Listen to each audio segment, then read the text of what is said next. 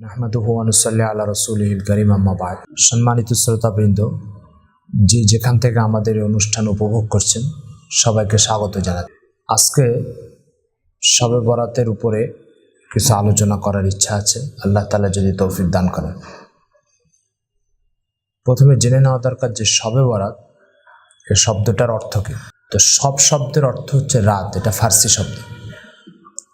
আর বারাত শব্দটা যদি আরবির থেকে আসে তার অর্থ হচ্ছে মুক্তি। আর বারাত শব্দটা যদি ফার্সির থেকে আসে তাহলে এর অর্থ হচ্ছে সৌভাগ্য। তো শবে বরাত এটা যদি আমরা ফার্সি অর্থ বের করতে চাই তাহলে সৌভাগ্যের রজনী। আর শবে বরাত যদি আমরা আরবির থেকে বের করতে চাই তাহলে এর অর্থ হচ্ছে মুক্তির রজনী। এই হচ্ছে এটার অর্থ। শবে বরাত অন্তত 11 জন সাহাবীর থেকে বর্ণিত হাদিস পাওয়া যায় শবে বরাতের ফজিলতের ব্যাপারে। 11 জন সাহাবীর মধ্যে কয়েকজন সাহাবীর বর্ণিত হাদিস আমরা ইনশাআল্লাহ উল্লেখ করব। ইসলামে কোনো মাসলায় যদি 1-2 সাহাবীর থেকেই কোনো রাতের ফজিলতের ব্যাপারে হাদিস বর্ণিত হয় তাহলে সেটাই গ্রহণযোগ্যতার জন্য যথেষ্ট। কিন্তু 11 জন সাহাবীর থেকে বর্ণিত হাদিস দ্বারা যেই রাত্রের ফজিলত বর্ণিত সেটা কেন গ্রহণযোগ্য হবে না?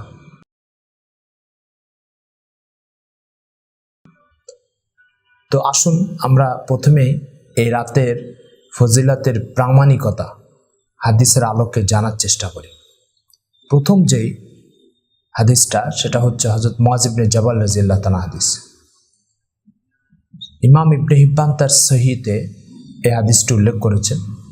হযরত মুআয ইবনে জাবাল রাদিয়াল্লাহু তাআলা থেকে বর্ণিত, রাসূলুল্লাহ সাল্লাল্লাহু আলাইহি ওয়াসাল্লাম বলেন, ইন্নাল্লাহা ইয়াতলু ইলা খালকি ফি হাদিহিল লাইলাতি ফায়াগফিরু লিজামিই খালকি ইল্লা লিমুশরিকিন ওয়া মুশাহিনিন আও কামা ক্বালা আলাইহিস সালাতু ওয়াস সালাম। প্রিয় শ্রোতাবৃন্দ, এই হাদিসের অর্থ হচ্ছে রাসূল সাল্লাল্লাহু আলাইহি ওয়াসাল্লাম বলেন যে আল্লাহ তাআলা এই রাত্রে তার মখলুকের দিকে মনোযোগ দেন। তিনি তার সমস্ত সৃষ্টিকে ক্ষমা করে দেন। শুধু 2 ব্যক্তিকে ক্ষমা করেন না, একজন হচ্ছে মুশরিক আরেকজন হচ্ছে হিংসুক। প্রিয় শ্রোতাবৃন্দ, এই হাদিস থেকে পরিষ্কার যে এই রাত্রে আল্লাহ তাআলা মখলুকের দিকে বিশেষ মনোযোগ দেন। এটার দ্বারা বোঝা যায় যে এই রাত্রের ফজিলতটা এই হাদিসের ভিতরে স্পষ্ট।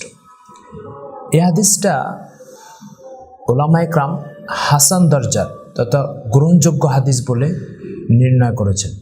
হাদিসের শুদ্ধতা অশুদ্ধতা যাচাইকারীদের কাছে এই হাদিসটা গ্রহণযোগ্য এবং এই হাদিসটা নির্ভরযোগ্য হাদিস। প্রিয় শ্রোতাবৃন্দ, এরপর হযরত আয়েশা সিদ্দিকা রাদিয়াল্লাহু তাআলা আনহা থেকে বর্ণিত একটি হাদিস আছে। তিনি বলেন, ফাকাতু রাসূলুল্লাহ সাল্লাল্লাহু আলাইহি ওয়াসাল্লাম লাইলাতান ফাখারাজতু ফাইদা হুয়া বিল বাকি ফাকালা আকুনতা তাখাফিনা ইয়াহিফাল্লাহু আলাইকি ওয়া রাসূলুহু কুলতু ইয়া রাসূলুল্লাহ ইন্নী যানানতু আন্নাকা আতাইতা বাযা নিসাইকা ফাকালা ইন্নাল্লাহা আযজা ওয়া জাল ইয়ানজিলু লাইলাতান নিসফি মিন শাবান ইলা সামাঈদ দুনিয়া ফায়াগফিরু লি আকসারা মিন আদাদি শা'রি গানামি কালবিন। হযরত আয়েশা সিদ্দিকা রাদিয়াল্লাহু তাআলা বলেন যে আমি একদিন রাত্রে রাসূল সাল্লাল্লাহু আলাইহি ওয়াসাল্লামকে তার বিছানায় পাচ্ছি না, তো খুঁজতে বের হলাম, দেখি যে তিনি জান্নাতুল বাকিতে। আয়েশা রাদিয়াল্লাহু তাআলা আনহাকে রাসূল সাল্লাল্লাহু আলাইহি ওয়াসাল্লাম বললেন, তুমি কি মনে করছো আল্লাহ তার রাসূল তোমার হক নষ্ট করবে? আমি বললাম যে ইয়া রাসূলুল্লাহ, আমি ভেবেছি আপনি আপনার কোনো স্ত্রীর কাছে এসেছেন। রাসূল সাল্লাল্লাহু আলাইহি ওয়াসাল্লাম বললেন, তুমি কি জানো এটা কোন রাত্র? এটা হচ্ছে শাবান মাসের 15 তারিখের রাত্র, মাঝের রাত্র। আল্লাহ তাআলা এই রাত্রে প্রথম আসমানে চলে আসেন। ফায়াগফিরু লি আকসারা মিন আদাদি শা'রি গানামি কালবিন, বনু কালব গোত্রের ছাগলের গায়ে যে পরিমাণ লোম আছে তার চেয়ে বেশি সংখ্যক মানুষকে আল্লাহ তাআলা এই রাত্রে মাফ করে দেন। প্রিয় শ্রোতাবৃন্দ, এই হাদিস থেকে স্পষ্ট বোঝা যায় যে এই রাত্রে আল্লাহ তাআলা কি পরিমাণ মানুষকে মাগফিরাত করে দেন বা ক্ষমা করে দেন। আল্লাহ তাআলা প্রথম আসমানে চলে আসার কি অর্থ, এটা নিয়ে আমরা ইনশাআল্লাহ একটু পরে আলোচনা করব। এই সমস্ত হাদিসের সমষ্টির দিকে তাকিয়ে ইমাম বা আহলে হাদিসদের প্রখ্যাত ইমাম নাসিরউদ্দিন আলবানী সাহেব বলেছেন তার সিলসিলাতুল আহাদিস সাহিহাতে 3 নম্বর খণ্ডের 135 থেকে 139 নম্বর পৃষ্ঠার মধ্যে তিনি বলেছেন, জুমলাতুল কওলি আন্নাল হাদিসা বিমজমুই হাযিহি তুরুক সহিহুন বিলা রাইবিন ওয়াসসিহহাতু তাসবুতু বিআকাল্লা মিনহা আদাদান মা দামাত সালিমাতাম মিনাজ যুরফিশ শাদীদ কামা হুয়া শা'ন ফি হাদাল হাদিস। এসব রিওয়ায়াতের মাধ্যমে সমষ্টিগতভাবে এই হাদিসটি নিঃসন্দেহে সহি প্রমাণিত। অর্থাৎ এটা মুআয ইবনে জাবাল রাদিয়াল্লাহু তাআলা হাদিসটি সম্পর্কে তার বক্তব্য যে মুআয ইবনে জাবাল রাদিয়াল্লাহু তাআলা হাদিস এই ধরনের আরও 7-8টা হাদিস উল্লেখ করে তিনি বলেছেন যে এই হাদিসের গুলির সমষ্টি দ্বারা এই রাত্রের ফজিলত নিশ্চিতভাবে প্রমাণিত। প্রিয় শ্রোতাবৃন্দ, নাসিরউদ্দিন আলবানী সাহেব আহলে হাদিসদের কাছে অত্যন্ত গ্রহণযোগ্য একজন ইমাম। সেই ইমামের বক্তব্য হচ্ছে এই রাতের ফজিলত বর্ণিত এবং প্রমাণিত, সুতরাং তাদের অনুসারীদের ভিতরেও এই গ্রহণযোগ্যতার কথাটা থাকা যায়। এই রাত্রের ফজিলত সম্পর্কে আরও 9টা হাদিস বর্ণিত আছে। যেমন হযরত আবু বকর সিদ্দিক রাদিয়াল্লাহু তাআলা হাদিস আছে, হযরত আবু সালাবা আল খুশানির হাদিস আছে, আব্দুল্লাহ ইবনে আমর রাদিয়াল্লাহু তাআলা হাদিস আছে, আবু মুসা আশআরী রাদিয়াল্লাহু তাআলা হাদিস আছে, আবু হুরায়রা রাদিয়াল্লাহু তাআলা হাদিস আছে, আউফ ইবনে মালিকের হাদিস আছে, ওসমান ইবনে আবিল আসের হাদিস আছে, আবু দারদা রাদিয়াল্লাহু তাআলা হাদিস আছে এবং আবু উমামা রাদিয়াল্লাহু তাআলা আনহুর হাদিসও বর্ণিত আছে এই রাতের ফজিলতের উপরে। তাহলে মোট 11 জন সাহাবীর থেকে এই রাতের ফজিলতের উপরে হাদিস বর্ণিত পাওয়া যায়। প্রিয় শ্রোতাবৃন্দ, এখানে যে জিনিসটা মনে রাখতে হবে সেটা হচ্ছে এতজন সাহাবীর থেকে বর্ণিত একটা রাতের ব্যাপারে ফজিলতের হাদিস বর্ণিত হওয়া সত্ত্বেও এক কথায় এই রাতের ফজিলতকে উড়িয়ে দেওয়া মোটেও গ্রহণযোগ্য নয়।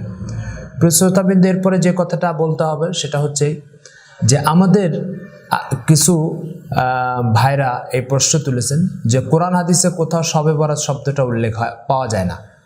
কোরআন হাদিসে কোথাও শবে বরাত শব্দটা উল্লেখ দেখা যায় না। আমার প্রশ্ন হচ্ছে কোরআন হাদিসে কোথাও নামাজ জাকাতের শব্দ উল্লেখ নেই। তো নামাজ আর জাকাতের শব্দ যদি কোরআন ও হাদিসে কোথাও উল্লেখ না থাকে তাই বলে কি নামাজ আর জাকাত ইসলামে নেই?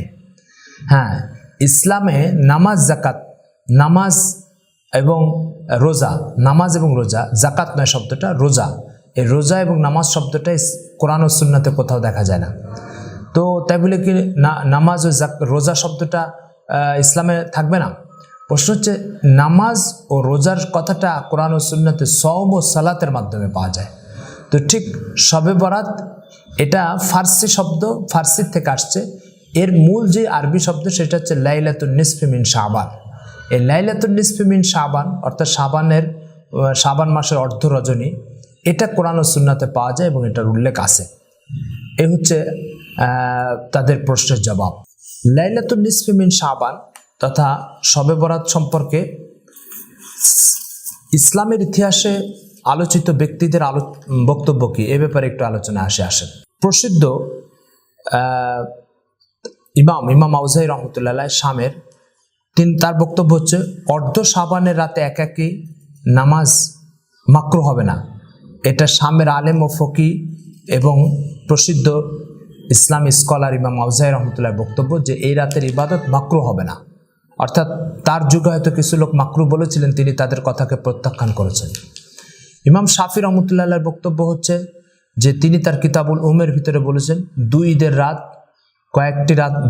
রাত সহ কয়েকটি রাতে ইবাদত সংক্রান্ত হাদিস উল্লেখ পাওয়া যায়, যাতে অর্ধ শাবানের রাতে দোয়া কবুলের কথাও পাওয়া যায়। এগুলো উল্লেখ করে বলেন, আমি এ সকল রাত সম্পর্কে বর্ণিত এই সবগুলো বিষয়কে ফরজ মনে না করতে পছন্দ করি।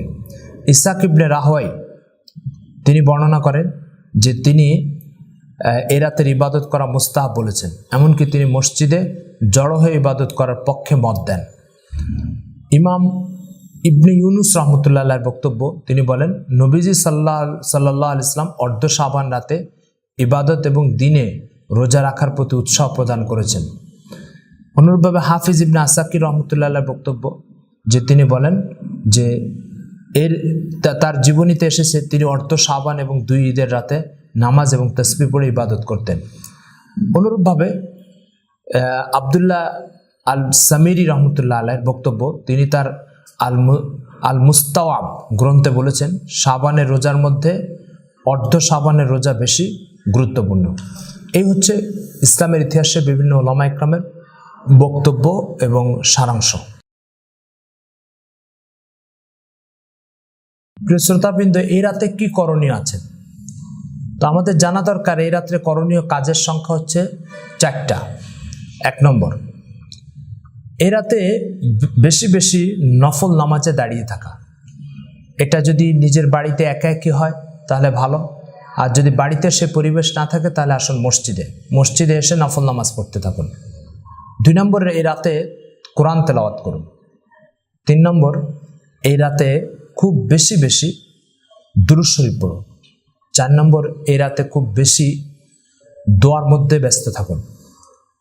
তো এই 4টা কাজে 1 নম্বর হচ্ছে খুব বেশি নফল নামাজ পড়ুন, 2 নম্বর হচ্ছে কোরআন তেলাওয়াত করুন, 3 নম্বর হচ্ছে এই রাতে দুরূদ শরীফ পড়ুন, আর 4 নম্বর হচ্ছে এই রাতে খুব বেশি দোয়ার মধ্যে মনোনিবেশ করুন। এই 4টা কাজে এই রাতে করণীয়। এখানে যে কথাটা বলবো সেটা হচ্ছে রাসূল সাল্লাল্লাহু আলাইহি ওয়াসাল্লাম থেকে বর্ণিত হাদিসগুলির ভিতরে একটা হাদিসে পাওয়া যায় আল্লাহ তাআলা শেষ রাত্রে এসে বান্দাকে ডাকতে থাকেন যে আসো কেউ পেরেশানগ্রস্ত, আমি তার পেরেশানিকে দূর করব। আসো কেউ সুস্থতার প্রত্যাশী, আমি তাকে সুস্থতা দিব। আসে কেউ রিজিকের প্রত্যাশী, আমি তাকে রিজিক দান করব। প্রিয় শ্রোতাবৃন্দ, আমার বাবা যদি আমাকে ডাকে আর সেই ডাক যদি শুনে আমি বসে থাকি তাহলে নিশ্চয়ই এটা বাবার সাথে একটা বেয়াদবি। আসমান ও জমিনের একমাত্র মালিক মহান আল্লাহ তাআলা যখন আমাকে শেষ রাতে ডাকতেছেন, সেই ডাক শুনে যদি আমি শুয়ে থাকি তাহলে এটা আল্লাহ তাআলার সাথে বেয়াদবি নয় কি? যদি বাবার ডাকেন সাড়া না দিই বাবার সাথে বেয়াদবি হয়, তো আল্লাহ তাআলার ডাকে যদি সাড়া না দিই তো আল্লাহর সাথে এটা নিঃসন্দেহে বেয়াদবি। এরপরে যে বিষয়টা চিন্তা করা দরকার সেটা হচ্ছে যে আমরা সবাই হচ্ছে ওই ছাত্রের মতো যে ছাত্র বই বিমুখ, অর্থাৎ ছাত্র পড়তে ভালো লাগে না, বইয়ের প্রতি কোনো প্রীতি নাই, মহব্বত নাই, বইয়ের প্রতি কোনো আকর্ষণ কাজ করে না। ওই ছাত্রকে বইয়ের প্রতি মনোনিবেশ করার জন্য বাবা বলল যে তুমি যদি ঠিকমতো বই পড়ো বা আজকে রাত্রে ঠিকমতো পড়ো তাহলে তোমাকে আমি একটা হুন্ডা কিনে দেব বা একটা ল্যাপটপ কিনে দেব। এই ল্যাপটপ আর হুন্ডার লোভ পেল ছাত্রটি, কিন্তু ছাত্রটি এই ল্যাপটপ আর হুন্ডার লোভ পাওয়ার পরেও যদি না পড়ে তাহলে তাকে পড়ানোর আর কোনো ব্যবস্থা নেই। তা আল্লাহ তাআলা আমাদের মতো ইবাদতের প্রতি উদাসীন ব্যক্তি যারা ঠিকমতো ইবাদত বান্দেগি করি না তাদেরকে আল্লাহ তাআলা ইবাদতের প্রতি আকৃষ্ট করার জন্য কখনো শবে কদর দেন, কখনো শবে বরাত দেন, কখনো রমজানের মতো মাস দেন। এখন এই সমস্ত মাস দিয়ে, এই সমস্ত ফজিলত দিয়ে যে এক রাতে ইবাদত করলে এত রাতে সওয়াব দেওয়া হবে, সামান্য একটু ইবাদত করলে এত নেকি দেওয়া হবে, সামান্য একটু ক্ষমা চাইলে তাকে পুরা জীবনের গুনাহ মাফ করে দেওয়া হবে, এত কিছু অফার ও প্রস্তাব দেওয়ার সত্ত্বেও যদি আমরা ইবাদতে ব্যস্ত না হয় তাহলে আমাদের অবস্থা হবে ওই ছাত্রের মতো যে বাবার কাছ থেকে বড় বড় পুরস্কার পাওয়ার আশ্বাস পাওয়া সত্ত্বেও সে বইয়ের প্রতি মনোনিবেশ করতে পারল না, মনোযোগী হতে পারল না। ওই ছাত্রের ভাগ্যে যেমন পরীক্ষায় পাশ করার কোনো সম্ভাবনা নেই, জীবনের সফলতা অর্জনের কোনো সম্ভাবনা নেই, আমাদের মতো ইবাদতকারী যারা এই সমস্ত রাত্রের মতো রাত পেয়েও বিছানায় শুয়ে থাকে, উদাসীনতার সময় পার করি, তাদেরও আখেরাতে জাহান্নাম ছাড়া আর কিছু নেই। তো সেজন্য আসুন এই রাতটাকে কাজে লাগাই, মনোনিবেশ করে আর এই রাত্রে আল্লাহ তাআলাকে সেজদা দিয়ে রাতটা পার করার চেষ্টা করি। প্রিয় শ্রোতাবৃন্দ, আমাদের উদাহরণ হচ্ছে ওই ছাত্রের ওই ব্যক্তির মতো। কোনো ব্যক্তি চরম ক্ষুধায় সময় পার করতেছে, আর এই ক্ষুধার্ত অবস্থায়, অন্ন বস্ত্রহীন অবস্থায় তাকে দেখে একজন সম্পদশালী লোক তাকে প্রস্তাব দিল যে আমার এই ঘরের ভিতরে অনেক সম্পদ আছে, তোমাকে কিছু সময়ের জন্য আমি এই ঘরের ভিতরে প্রবেশ করালাম এবং একটা বস্তা দিয়ে দিলাম, এই বস্তাতে করে যা পরে 1 ঘন্টার মধ্যে নিয়ে বের হয়ে যাও। আমরা কেউ ওই ঘরের ভিতরে ঢুকে যদি ওই বস্তা নিয়ে যে ওখানে ঘুমায় পড়ি আর 1 ঘন্টা পরে আমাদেরকে বের করে দেয়, তাহলে ওই লোকটা যেমন খালি হাতে বের হলে কিছু নিয়ে বের হতে পারলো না, ফলে তার ক্ষুধা, বস্ত্রহীনতা এবং তার দৈন্যতা যেমন চলতে থাকবে, ঠিক আমাদেরও এই ধরনের রাত পাওয়ার পরও যদি উদাসীন অবস্থায় এই রাতগুলোকে পার করে দিই তাহলে আমাদেরও নেকির জগতের দৈন্যতা আর এই বস্ত্রহীনতা আর খাদ্যের অভাব অনটন এটা যেমন ওই ব্যক্তি চলতে থাকবে, আমাদেরও চলতে থাকবে। এই জন্য আল্লাহ তাআলা এই সমস্ত অভাব অনটন দূর করার জন্য এই সমস্ত রাত দিয়ে থাকেন। এটাকে কদর করি, এটাকে মূল্যায়ন করি, এটাকে মর্যাদা দিই। এই জন্য আসুন আমরা এই রাতটাকে কাজে লাগানোর চেষ্টা করি। আমাদের যার ফরজ নামাজ কাজা আছে, যে ফরজ নামাজের প্রতিটা নামাজের ব্যাপারে আল্লাহ তাআলা জিজ্ঞাসা করবেন, সেই ফরজ নামাজগুলো আমরা নতুন করে এই রাত্রিবেলায় আদায় করতে পারি, আদায় করে সেগুলো আস্তে আস্তে কমাতে পারি। নফল নামাজের চেয়ে ফরজ নামাজ এটা বেশি গুরুত্বপূর্ণ, সেজন্য এটাকে একটা মোক্ষম সুযোগ হিসাবে ব্যবহার করতে পারি। এই রাতের জন্য আপনাকে যেভাবে প্রস্তুতি নিতে হবে সেটা হচ্ছে, আপনি দিনের বেলায় ঘুমাবেন পর্যাপ্ত পরিমাণে, দিনের বেলায় পর্যাপ্ত পরিমাণে ঘুমিয়ে রাতে আপনার জাগতে সুবিধা হবে। আর দিনের বেলার এই ঘুমটাও তখন নেকি বা সওয়াব হিসাবে গণ্য হবে, কারণ এই ঘুমটা আপনি ইবাদতের জন্য এই ঘুমটা দিচ্ছেন। এছাড়াও পরের দিন তো সরকারি ছুটি আছে, সেই ছুটি হিসাবে সেদিন আপনি পর্যাপ্ত পরিমাণে ঘুমাতে পারবেন। যেহেতু আগে এবং পরে ঘুমানোর সুযোগ আছে, তাই রাত্রেবেলায় ইবাদত বান্দেগিতে কাটানো একেবারেই সহজ কাজ। মনে রাখতে হবে, এই রাতে অনেকে ইবাদত বান্দেগি করে শেষ রাত্রে ঘুমের চাপে যে ঘুমায় পড়ে, ফজরের নামাজ পড়ে না। সারা রাত নফল ইবাদত করার চেয়ে ফজরের নামাজ জামাতে পড়া এটা বেশি সওয়াবের কাজ।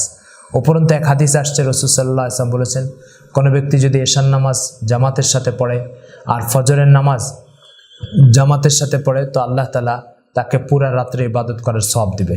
এই যে পুরা রাত্রে ইবাদত করার যে সওয়াব, এই সওয়াবটা আপনার কাছে আপনি পাচ্ছেন শুধুমাত্র 2 ওয়াক্ত নামাজ জামাতের সাথে পড়ার দ্বারা।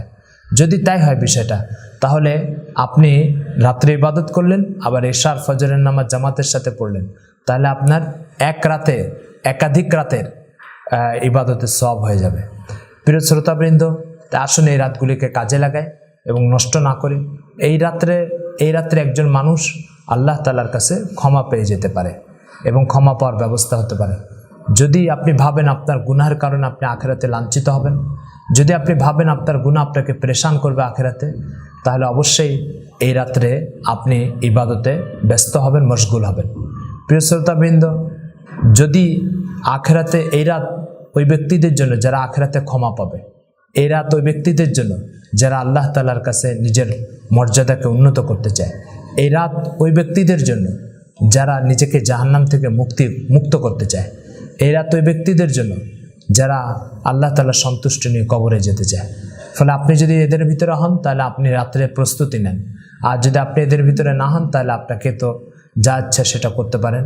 তবে মনে রাখতে হবে, আমাদের এই রাতটা যেন অন্য 10টা রাতের মতো না হয়। এই রাত্রে আল্লাহ তাআলা প্রথম আসমানে চলে আসেন। এই কথার কি অর্থ?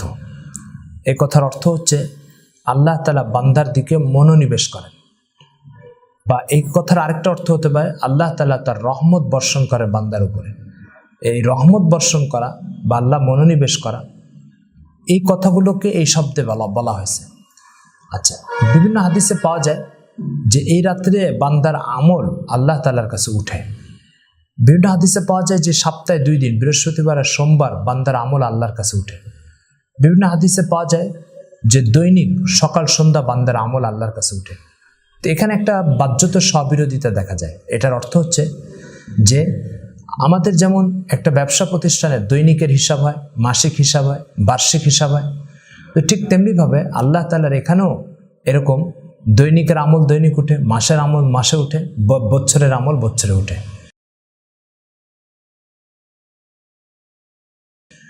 এরপরে যে বিষয়টা সেটা হচ্ছে যে এই রাত্রে কিছু কাজ আমরা করি যে কাজগুলো মোটেও করা উচিত নয়।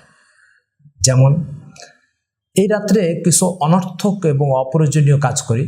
যেমন একটা কাজ করি, মসজিদে একত্রিত হয়ে জামাতের সাথে নফল নামাজ পড়ি। এটা ইসলামী শরীয়তে জায়েজ নেই।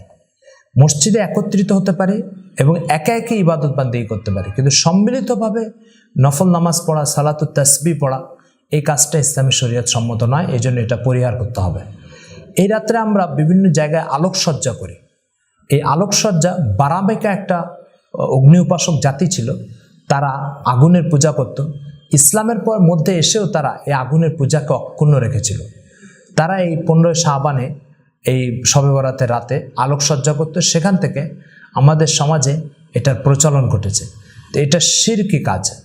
আগুনের পূজা, আগুনকে সম্মান জানানো, আগুন দিয়ে সাজানো, এগুলো সব শিরকি কাজ। এখান থেকে এই আলোকসজ্জা আসছে। এই জন্য এটা অর্থের অপচয়, সময়ের অপচয়।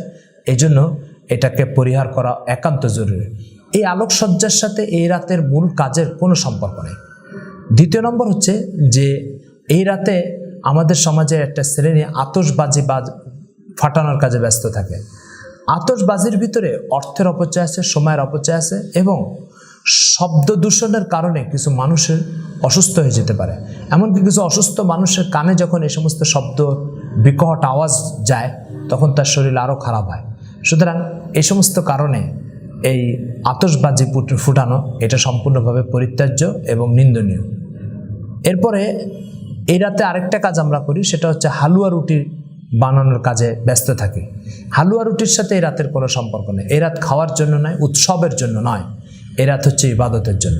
তো এই 4টা কাজ আমরা করি। মসজিদে সমবেত হয়ে জামাতের সাথে নফল নামাজ পড়ি, এটা জায়েজ নেই। একে একই নামাজ পড়া এটা তো সওয়াবের কাজ। 2 নম্বর হচ্ছে আলোকসজ্জা করি, 3 নম্বর আতশবাজি বাজায় ফুটায়, আর 4 নম্বর হচ্ছে হালুয়া রুটির আয়োজন করে। এই কাজগুলোর সাথে এই রাতের কোনো সম্পর্ক নেই। এগুলো প্রত্যেকটা বর্জনীয়। অর্থের অপচয়, সময়ের অপচয়, মানুষের জানমাল ইজ্জতের ক্ষতি হয়। এই জন্য আমরা এগুলোর থেকে নিজেকে দূরে রাখার চেষ্টা করি। আল্লাহ পাক আমাদের সবাইকে সে অনুযায়ী আমল করার তৌফিক দান করেন এবং এই রাতের মহত্ব উপলব্ধি করে এই রাতকে কাজে লাগানোর তৌফিক দান করেন। এগুলো আজকের মতো এখানে আলোচনা শেষ করছি। আসসালামু আলাইকুম ওয়া রাহমাতুল্লাহি ওয়া বারাকাতুহু।